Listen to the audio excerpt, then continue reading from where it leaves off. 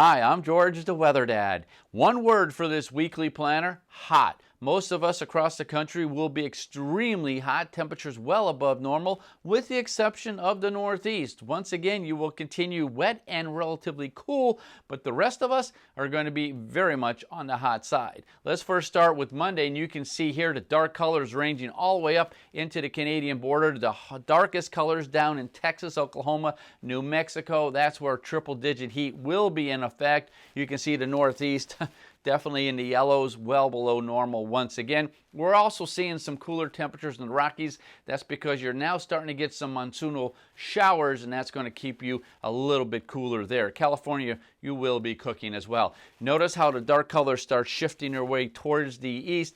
This is going to be also for the Great Lakes and Midwest. So far, we've not had much of a summer, but that's going to change as we work our way now also into Wednesday. You're noticing a little bit of cooler colors and temperatures up in the Great Lakes, and look at that batch up there in North Dakota. That's a nice little bit of energy that's also going to give us some showers here in the Midwest.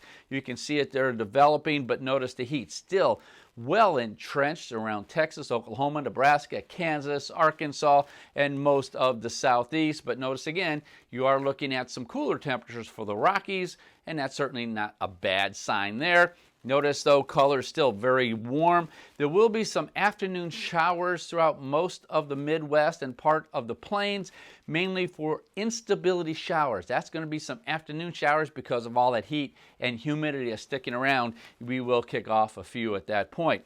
Here on Monday, there will be some showers in the Midwest, but most of the country will be dry with the exception, again, of the Northeast.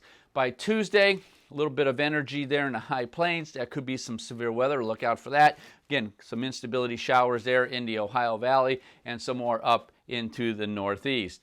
Wednesday, there's that bit of energy now working away into the high plains. Again, a couple more instability showers for the Midwest. By Thursday, we could be looking at some severe weather for Minnesota, Iowa, and the Dakotas. That energy will be working its way towards the southeast. And then on Friday, it's going to line up across northern Illinois, Indiana, Ohio, southern Michigan, Wisconsin. There you could also be looking at some severe weather. This bit of energy will push its way down. Could be some showers by next weekend for the Ohio Valley as well as Tennessee valleys, which will, of course, cool you off somewhat. Heading down into the tropics. By next weekend, this model is developing a little bit of a low pressure system down in the southern Caribbean, at least in the Atlantic. And the way it looks right now, the El Nino wind shear, we talked about that, is still blowing from west to east.